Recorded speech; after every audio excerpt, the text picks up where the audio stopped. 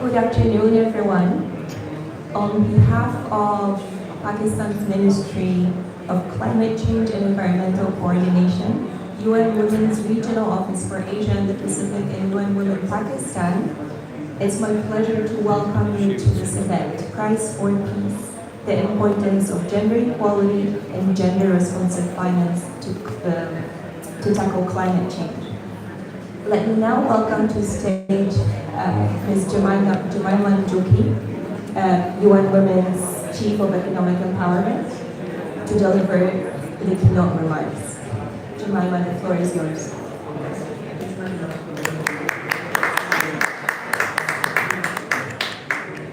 Thank you, everyone.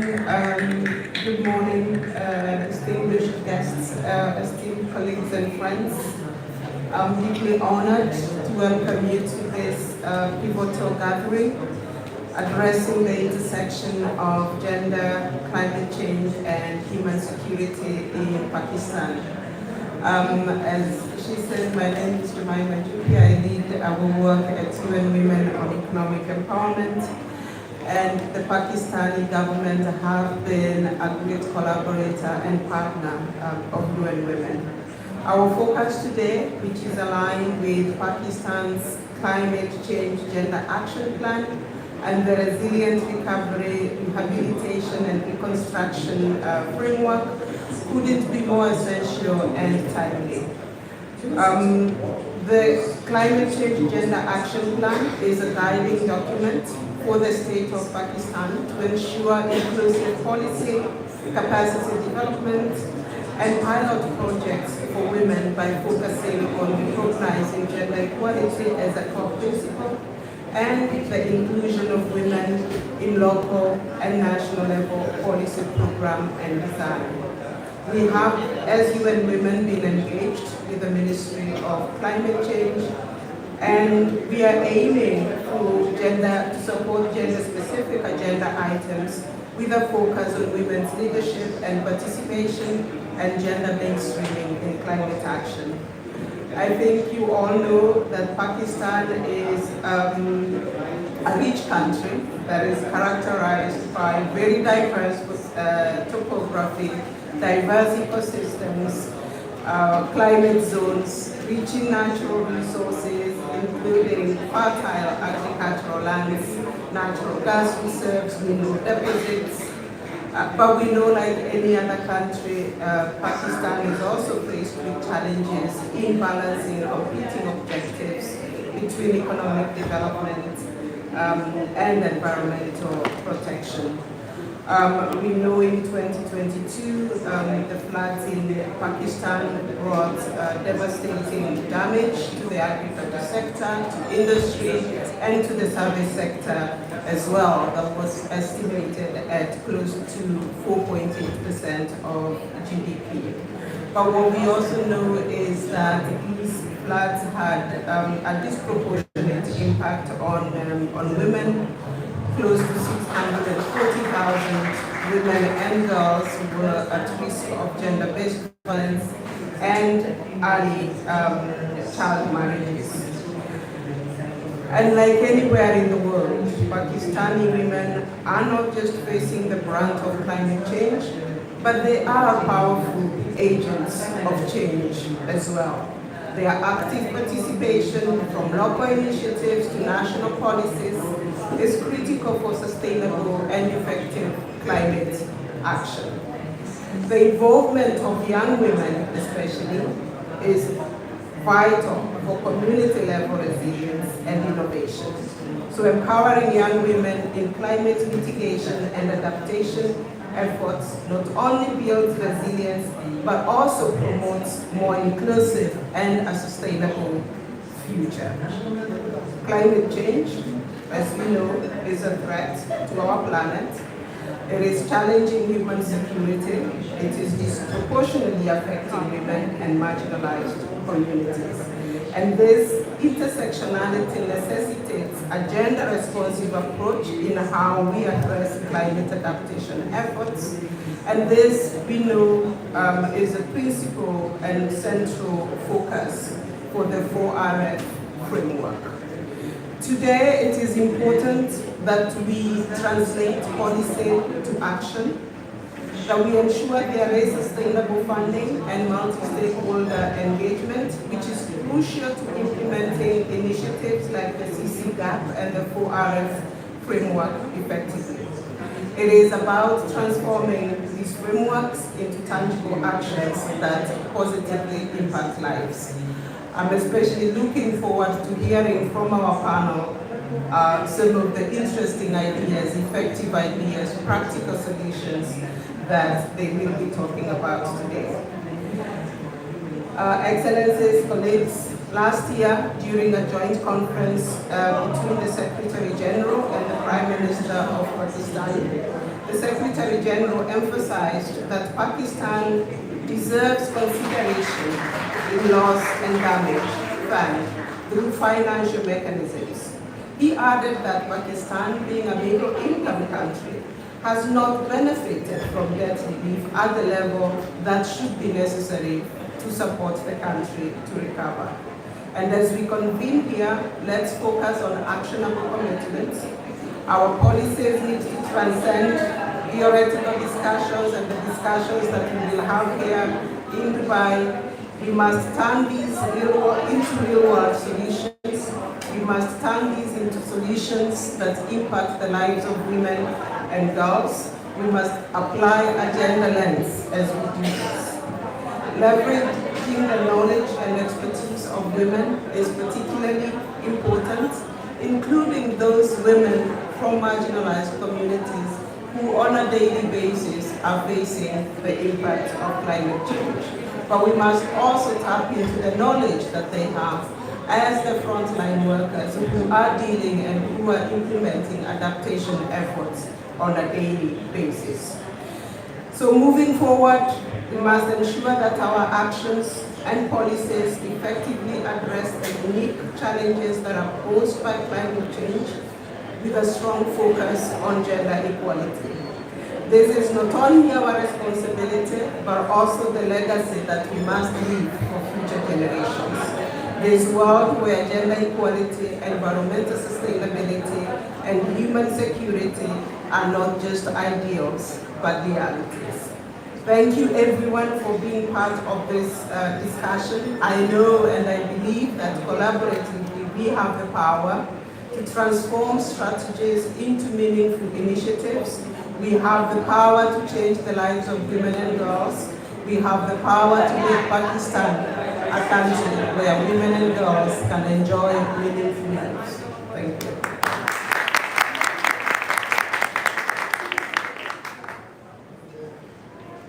Thank you, Jemima, for setting the scene. And with this, let me welcome to stage my colleague, Zainab Khan, Head of Sub-Office at UN Women Pakistan, to facilitate the panel discussion. Zainab, the floor is yours. Thank you very much.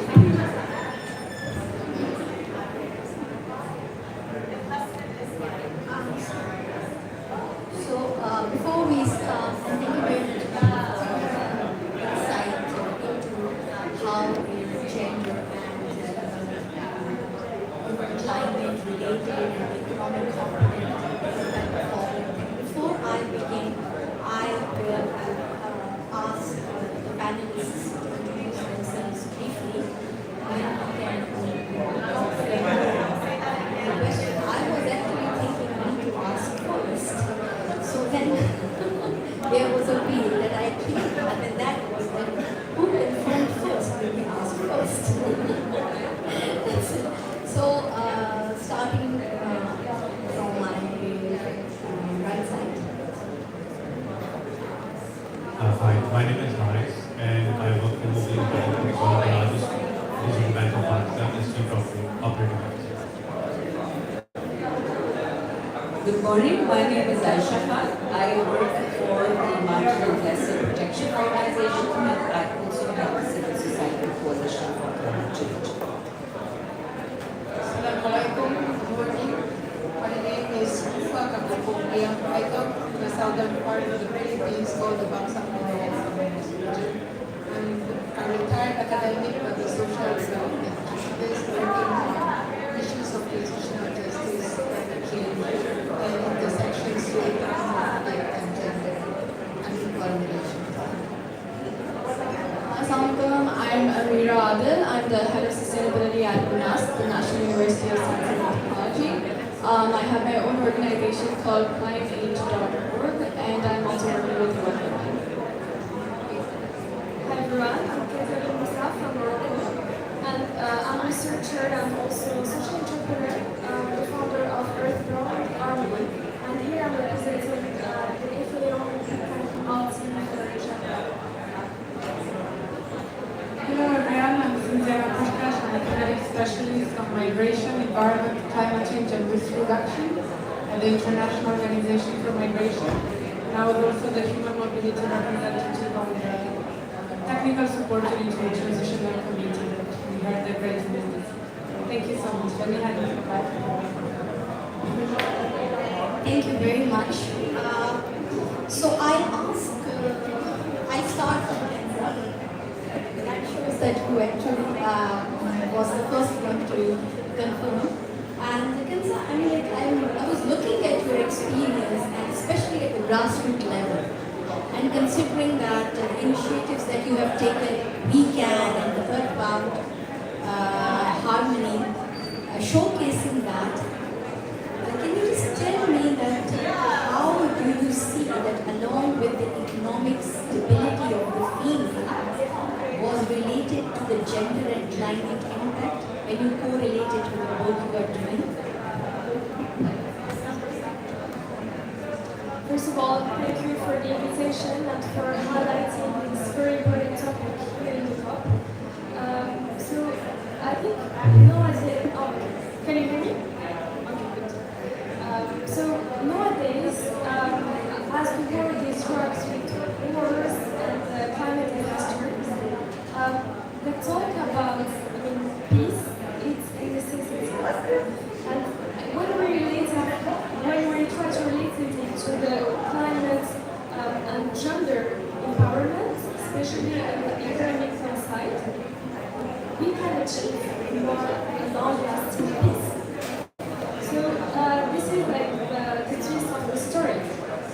So from as I said before, I'm here representing the FAO We Can community, which is a very good example on how to empower women in the economic side. So it's a gathering of women in dry land that are having some ideas. So again, it's really a community of knowledge sharing between all of us. It's really to have women from different countries, to have some trainings, capacity building the whole year, and also to help each woman really to thrive and to work on her personal projects on the ground. You cannot create the change if it's not starting from the ground. And as we say, collaboration is something very important.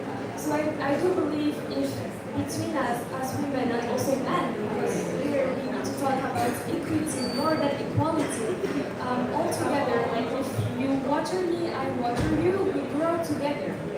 So this is the idea about it.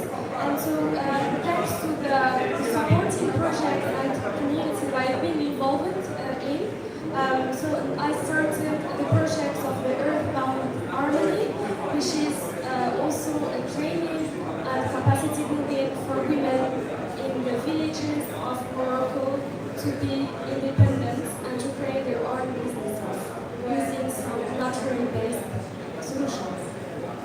Thank you very much. That was really enlightening to see that in the area of Morocco, how your work has been impactful for reducing the climatic impact.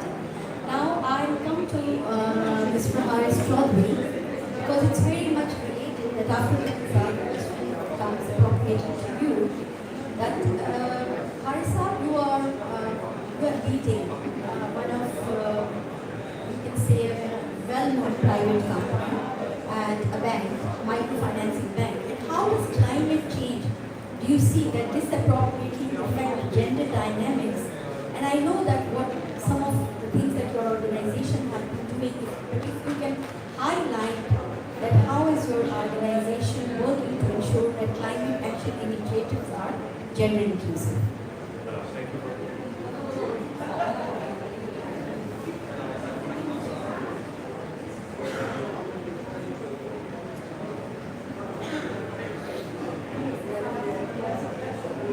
Thank you for having me over.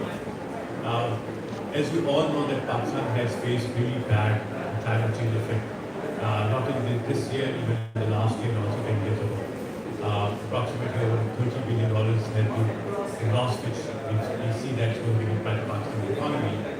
And most of this unfortunate tragedy hits the marginalized communities, and out of which are the women. So right now, 45% of the women in Pakistan are related to agricultural workers. And when the climate hits them, obviously they get also marginalized, they get also really challenged, and their crop yield and their livelihood gets really affected. So what we do at the local bank, what we're trying to do is that we are creating a portfolio which is specifically catered towards the female population, especially to the farmers. So when the last year the flood came over, it was approximately, we had a portfolio of 3.5 billion rupees in those areas. So what we did is that we did not charge them any finance charges, we rolled over them to try to support them. When it comes to women, we have to educate them and create that awareness that right now the climate thing is a reality and we cannot avoid that. So for that, we have to either have a mitigation strategy or adaptation strategy. So at Global Bank, we are taking it as a tendency. So for mitigation, we are trying to reduce the low-cost lighthouse gas emissions, so where the mitigation is being proposed. And adaptation, what we're trying to do is that more solar panel and clean green energy products and to be financed at a very reasonable price. So the crop yield is good and also helps them in handling climate finance challenges. Approximately we've got 140,000 female borrowers in our bank. So what we're trying to do is that giving them life insurance. They're also trying to introduce green solar finance, which means that in case of any kind of challenges or any floods or something, so they can have an insurance and they can have very limited loss to their crop. If I give you a bit of a stats, in the rural communities, less than 6% of women have access to financial services. Or I would say they don't have any access to bank accounts. So that's where our bank plays a very important role. And it gives them a very digitally financed solution where they, with very little paperwork and with no collateral, they can obtain loans. I would like to share one example.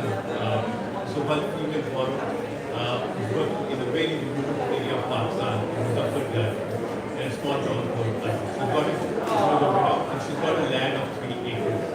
We financed the solar power water for her so she can use her agricultural crop in a much better way.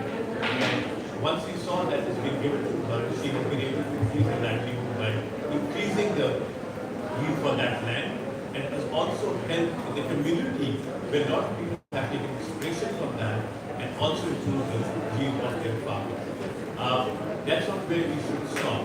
We have to continuously promote an advocacy in terms of that climate financing is a real issue. And gender imbalance has created it further more in the regions like Pakistan. I mean, you also know the recent stat that in Asia, in the climate and gender balance, Pakistan is at the top. So to cover that, we need to create a lot of initiatives in terms of advocacy and also programs. That cannot be all done in one. So through digital means. So we have also embedded a program in our app which tells them how to take loans digitally, how to improve their businesses, and also how to handle in case of any challenges like climate finance, and how the insurance can help them, and how the insurance product can be embedded in their agricultural products that's going to avoid them and the losses going forward if these things are going to continue to happen to us. So our commitment from our bank is that we're going to increase our portfolio. Currently, it is 25% portfolio is specifically related to women and female borrowers. We'd like to take it to 35% in the next 3 years. We also would like to increase our women borrowers, which is currently right now around 22%, from 22% to 30%. And our commitment towards the solar financing and the green financing right now is very low, which is around 1.6 billion. And the next year we would like to multiply by 3 times and take it to 5 billion. So hopefully this will have a very little impact, not a major impact, but I guess everyone has to put in their own efforts and make it very critical that is something that is hitting us and now we Thank you very much, Harissa. I mean, like 140,000 female borrowers to do something and under the guidelines that are easy for them is something that the organization is doing and worth mentioning. Now I come to Rufa and will ask Rufa. Harissa has highlighted the financial sectors, the private sector's contribution. We know you are an academician as well. So would you like to let us know that how the academia is supporting the women-led work around the climate action, considering your experience and your long-standing academic contribution in this area? Thank you very much. As an academic, I believe that we need to start when we try to change mindsets. Mindsets are very difficult to change and embedded very deeply in everybody's minds. So I proposed a long time ago to our education leaders, especially in the higher educational institutions, to come up with a curriculum for early childhood education, to teach very young children the advantage of gender fair relations in society, to make children aware that both girls and boys should work together instead of compete with each other, and to train them to behave in a way that they will honor the distinctiveness of men, of the roles of females and males in society. But that has not happened yet. But we are slowly going there. I always believe that when we invest more in women and girls, and even young girls, we are going to see fruits of that investment in terms of a more socially cohesive society. For example, in the first peace agreement that the Philippine government signed with the Moro National Liberation Front in 1956, I helped design the intervention for both men and women in the communities affected by conflict. And we organized cooperatives for women and men. But after 10 years, the cooperatives of women were sustained, while those of the men already went bankrupt. So I'm seeing that as an evidence that women, when they are in charge of entrepreneurial activities, will always push for making their endeavors successful, because it's hardwired in the system that we take care of so many things in the home as is stereotypically expected. So I really believe in investing in early childhood education to promote gender fair relations in the future. To teach young children that they should not treat their sisters, their siblings lower than themselves, because this is what happens in a patriarchal society. Thank you very much for the 2 points that you highlighted about early childhood education. Very important. And it's quite interesting analysis of the businesses that you said that the female businesses were more sustainable. That means that if given a chance to female, they can do miracles, and they have that capacity and capability of going forward. Now that brings me to Meera. And Meera, currently I do know that you have conducted a research in Pakistan. And now coming to the human security aspect, I would like to know that by doing, I mean, like, we have been talking about post-disaster situation due to climatic impact currently, that how we are supporting them and what is happening. Now we would like to touch upon the human security element, that how climate impact is contributing towards the human security. I think that's a very broad question, Zainab, but thank you. I would also like to add on what Rufa said earlier, because it's very interesting, this business perspective with women, because we did a project in NUST as well called Rising Stars, where we had women from all over Pakistan send in their entrepreneurial ideas, and the women who came out on top were from the most marginalized regions of Pakistan. So it's an interesting parallel to draw. But as for the human security aspect, I mean, climate change and security, and climate security in general explores all of this as well. Climate change I see not as a singular entity, I see it as a threat multiplier. So if your society is facing some developmental issues or any human security issues in general, climate change is just going to make those things worse. So if your society has gender equality up to a certain level, it's going to provide a multiplying factor to that and impact them further. And we can see that in the way that women are dependent on men, especially when the flood hit last year in areas of Sindh. There were women in rural areas who are trained or taught not to leave the confines of their communities or their societies, some areas in the rural areas. And so these women found it very hard to protect themselves or to deal with the impacts of the flood without the men by their side. So it leaves them completely vulnerable and dependent. And so again, this can be applied to anything other than gender equality as well. It's just a threat multiplier. Thank you very much. Now I'm coming to Aisha Khan.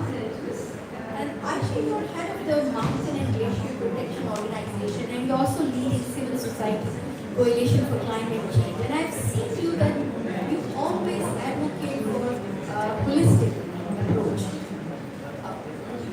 Could you please highlight what actually is needed to bring change? Thank you, Zainab. Thank you, first of all, for inviting me to be part of this very interesting conversation. And I would like to contextualize this by saying that we are part of a patriarchal society. That means we live in a society, a region, a country where men dominate the discourse.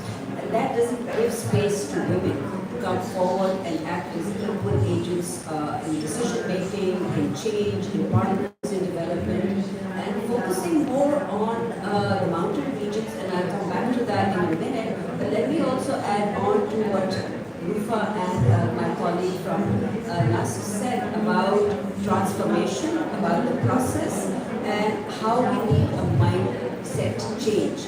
Now, I agree with both of them that these are slow processes, they take time. But what we need to remember right now is that we are living in the age of climate change and adaptation, and we don't have that luxury of time to go through the usual cycle of evolution to allow women to gain their rightful place in society. That's why I think we need to expedite that process. And when I talk about a holistic approach, what I mean is to realize the words that we very often use. We use justice, we use fair play, we use equity, but how can you have those embedded in society if you're leaving half your population out of the system? So mainstreaming women, empowering women is hugely important. And I think, to me, the way I have been looking at the status of women and the low parity in gender ranking that we have as a country, it becomes extremely alarming because you refer to matters of security, you refer to matters of peace, and you see that increasingly there is evidence that the vulnerability of women in every sector, whether it is in the agricultural labor force where she works or whether it's in other skill sets that she has, is going to be compromised by climate change. So women as an integral part of our society need to be now mainstreamed and brought to the forefront. And that means giving them social spaces, giving them political spaces, giving them economic spaces so that they are an integral part in decision. And coming back to the mountain regions where I work and where I've invested almost 2 decades of my life and work, what I notice is that women are quick learners, women are very resilient, women simply stay back because they're not given the opportunity or the social space to come forward. And I've also seen that, women are not born vulnerable, they are made vulnerable by society. So if we decide that we're going to allow them the social space to come forward and act as equal partners in everything, we will see a transformative change. And you cannot think of development without women being part of that process. If you look at the developed world, I think one thing you will see in common there is equality in their societies. If you come back and look at the developing economies, or you look at the least developing countries, or wherever these social and economic indicators are poor, or where people and women are considered vulnerable, we see that these are societies that do not allow equal space. So that is what I mean precisely, that a holistic approach means across sectors, across actors, women should be a part of society. Thank you very much. And you highlighted, Aisha, a really very important point where in Pakistan we are struggling with the gender parity challenge. And often we see that how the female are engaged in the decision making. Are they in the leading position? Is the gender equality mainstreamed in everything? So rightly said. Thank you very much. That brings me now to Diana from FAO. Thank you very much for joining. You know, from IOM, sorry. So IOM works to address the human security impacts of the climate-induced migration. So as a representative of IOM, what challenges the organization has encountered in addressing gender aspects in the context of climate-induced migration, and how is the organization working to overcome these challenges? Thank you so much for the question. First, allow me just to congratulate the panelists before and on the amazing work that is happening.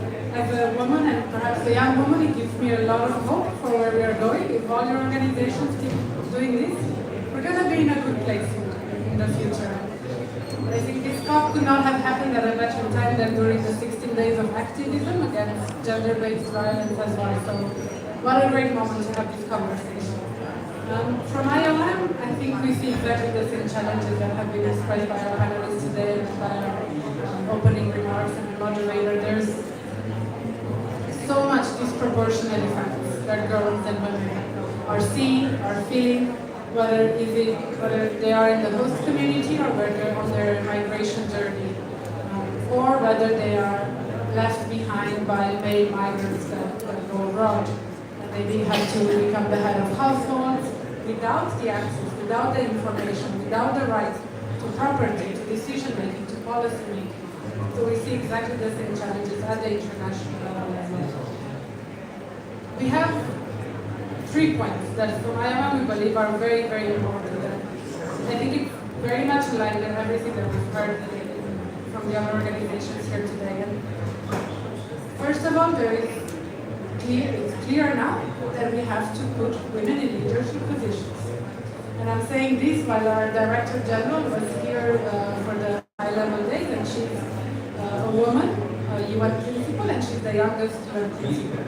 And she has been into quite a lot of panels where she was the only woman, for example. How are we still there today? That's my question. Not a UN question, but that's my question. But it's everywhere. It's at grassroots level, it's in local communities, it's in big UN organizations, it's in government. So how do we put women's leadership at the center of our collective action?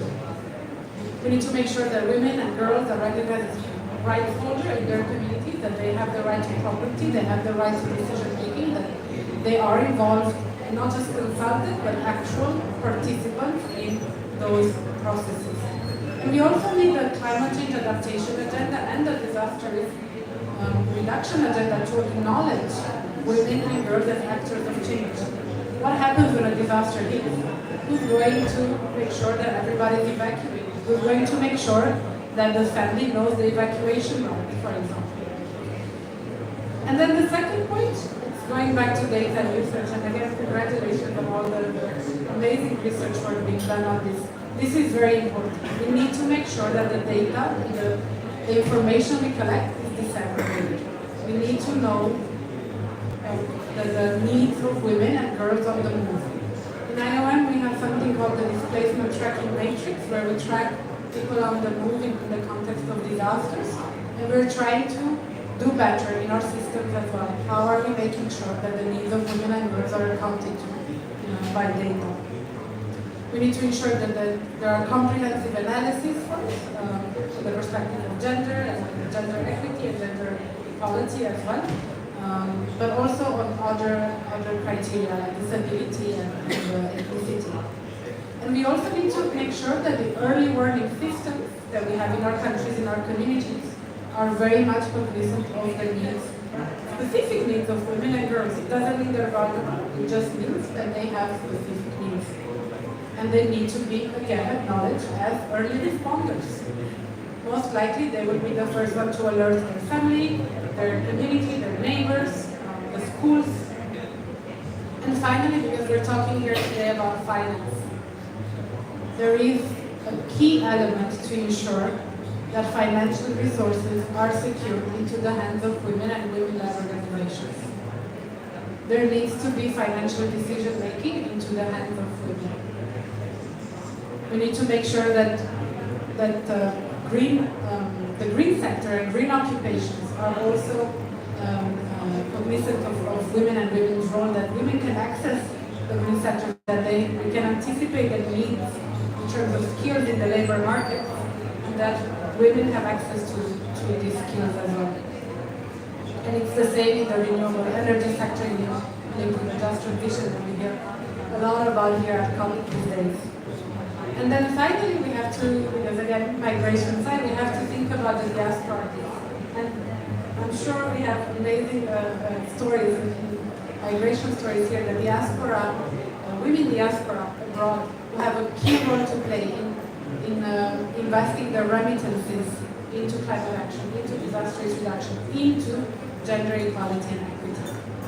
Thank you so much. Thank you very much. IUM's work around awareness and work around the protection and work around the coordination has been marvelous, and you rightly pointed out some of the work that contributed to ensuring the human vulnerability aspect. So I'm looking at the time, and we still have a few minutes. So I think I'll just ask a basic question from everyone, starting from Mr. Harris, and then we'll go from here. But now what next at your level? That what actually you think can work out? Because here we have talked about the challenges, we have talked about the vulnerabilities, and we have also talked about some of the initiatives, and those initiatives have been learning experiences for us. Like what works and what does not work. So in this last time, we'll take 2 minutes each and let us know that how do you think, what action would you like to take right now in the coming years as a representative of your organization or your own point of view, or as an individual and looking at all this scenario? Thank you. I guess importantly right now is that we need to translate the promises into actions. So at Moving Back we are committed, and we have a 3-year plan that how we will help this climate change challenges and also gender equality. As someone rightly said, that we are in a country in a situation where we already lagging behind a lot. So these gender challenges, the climate challenges basically, in fact, aggravates the gender imbalances. And then we have so many examples, and we've seen that in this year time and also in the last year. So what we are committed is that we will increase our balance sheet, especially catering to the female workers. We're going to promote more clean energy products with competitive insurance, and we'll also educate and raise awareness among all the female workers, and also wherever the education is required, will help them in increasing their revenues in terms of property or any other business intervention, or any other challenges which they face with climate change, how can we mitigate? Thank you very much. I think we would like to deepen the work that we're already doing. We already have this mandatory requirement that any project that we implement has to have 40% inclusion of women in decision making. So what we propose to do is to raise that to 50% in the coming years. And we also, over the years, have learned that advocacy and outreach and communication is extremely important. We would like to train a cohort of female journalists who can communicate their concerns and flag gender issues so that women get sensitized to how they will get impacted and what is the transformative change that they need. But since we are sitting here at a multilateral forum, I would also like to suggest that in a global goal for adaptation, a certain percentage should be dedicated to climate action programs or to adaptation programs where women's participation needs to be made mandatory. Because in societies, like I said, that are patriarchal by nature, it's going to take a very long time to actually include gender unless that requirement is not made as part of a criteria. So when we see that happening gradually over a period of time, we will see that gender inclusion becomes more mainstream. And that is the trend that we want to see actually is change in perceptions where gender and gender sensitive needs are made an integral part of planning and implementation across sectors. Just like, I will quote the environmental sector over here, like you now have the environmental social framework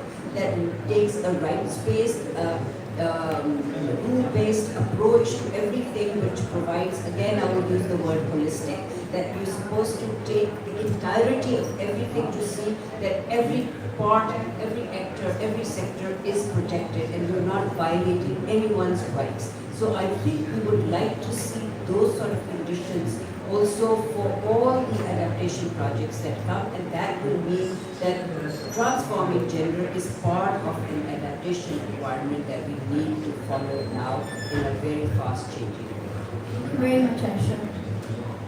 Thank you. 2 points. First, I knew that the loss and damage fund has been agreed on with the President, COP, and I'm happy about that. But on the other hand, I'm raising a caveat of how this fund will be distributed, what are the basis for prioritizing which countries and which sectors, which women, because we have to face the fact that women are also, like the men, are belonging to different social, economic classes, and those in the higher ranks of society tend to be favored with being given the privilege of handling funds.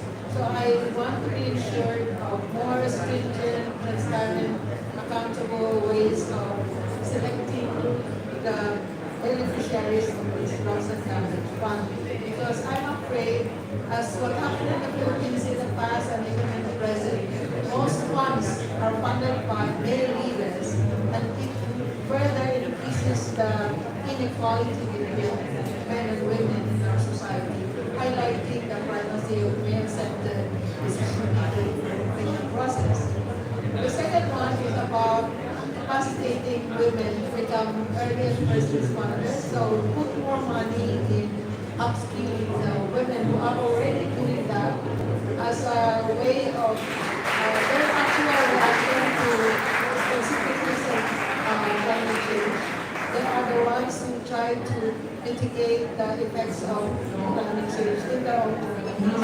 But they are not recognized as such, and they are not supported technically and financially to do what they need to do. Thank you very much. So over the past year at NUS, we've managed to increase women in leadership by 5 to 7%, and we're looking to increase that number and implement our gender action plan, formulate and implement gender action plan. But personally, I'd like to expand my research and explore the cultural integration of gender equality, which is a gap that I saw when I did my studies in the university. Thank you. So I would say, let's all imagine if in the whole world, everywhere, women are not only part of the climate change solution, but they are leading the solution. So when women are strong economically, their voices get louder in the decision making. So from my side, I will more push on having more women taking the leadership and being on those places on the table of negotiations, being around the decision making and being strong. And for doing this, it's a long-term process. It's not about having a training and taking it from there. It's really like having a mentorship and a long-term process to achieve. Thank you very much.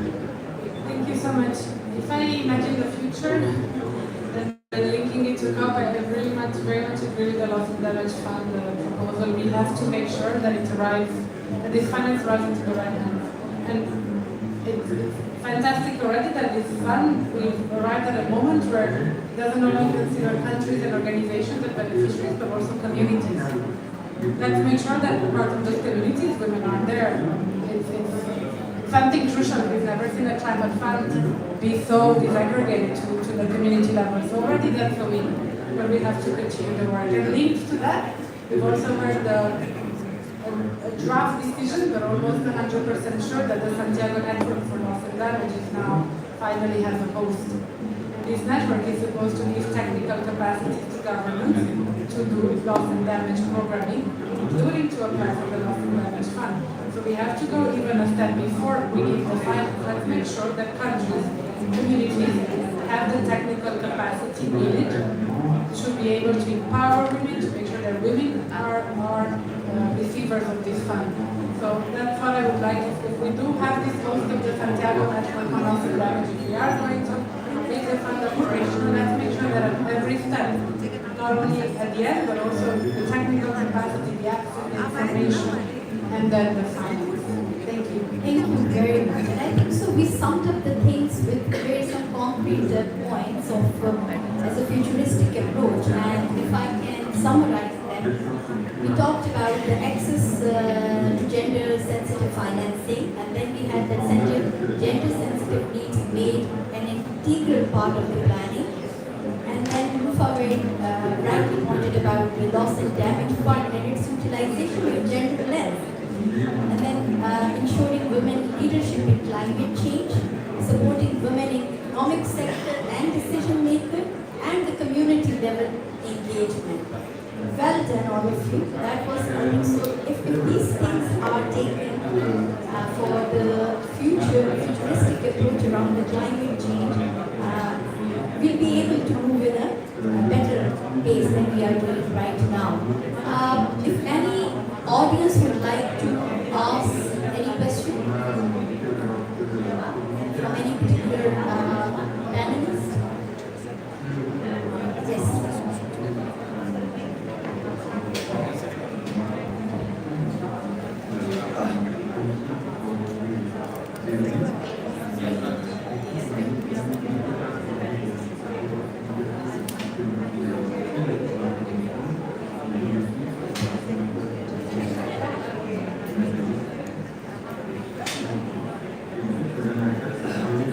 Hello.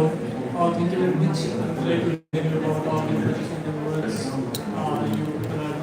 okay, my question is for Ma'am Ashkan, but okay, since Ma'am has used the word patriarchy, I would say that women in a developing country or global south, or especially in a developing country, they are facing more challenges other than patriarchy.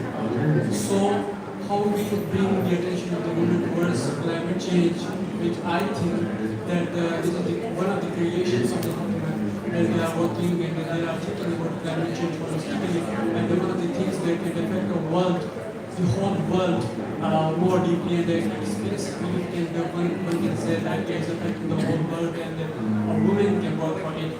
But here is a question I raised, that how can we bring the attention of women, other than that awareness which is no longer, I can say, impactful. So what are the concrete other ways or the things you can suggest for us that a woman can cope all the challenges, the patriarchy as well, and she could work for the climate change as men and all the risks in society? I think there are two platforms that you can use. One is the social platform and one is the economic platform. And the combination of the two is what actually empowers women. So essentially what we're looking at is for society first to change their mindset and accept women as equal partners. The second one is to empower women so they can make decisions on their own. They can make their own life choices, and for the male population in these countries to accept and respect those choices. So I think it's a long drawn out process, but if there is a change in mindset, it can happen very quickly. Even with economic empowerment, I've seen if you don't have a social space for women, they're unable to actually make decisions without fear or without repercussions.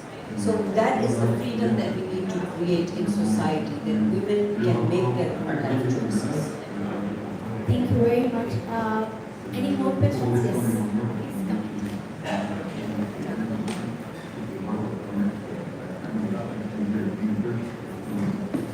Hi, thank you so much for a wonderful panel. I'm Dr. Khalid, I'm a research fellow at Cambridge University.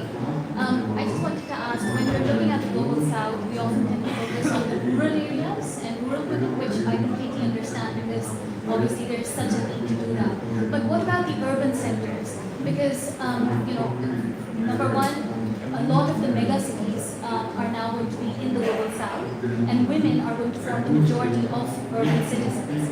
And there's a lot of heterogeneity within our urban centers. So how can we make our cities more gender responsive and more gender just? What kind of policies are we doing in that sense? Who would like to take this answer? Thank you for your question. I don't know if I can do this justice, but I feel that culture has a big role to play over here. Because when we're talking about focusing on rural women, they are more entrenched in their culture than urban women are generally. But also that also permeates to urban areas as well. So, for example, the place that I went to visit was called Kharka. I'm sure many of you are familiar. And the women in the villages over there felt very comfortable staying within the Chargaban, within the area of their home, right? And that permeates to urban areas as well, where it's generally considered really like a nice woman who stays within her home, within her community, interacts within her areas. So no matter what policies we implement, it has to come from the people. It has to be okay with the people who follow this culture, because as we're victims of patriarchy, the women themselves believe that this is good for them as well. So it needs to be engaged within the culture. It has to be culture sensitive. Thank you very much. And this brings us to the conclusion of the event. Thank you very much. I was delighted by what actually the contributions are being done on the ground, and looking forward to see the same sea as all of you are working. And I would now request Secretary Saab to come on the stage and for the picture, and also to give away some souvenirs that is a kind of a token of thanks from the Pakistan community.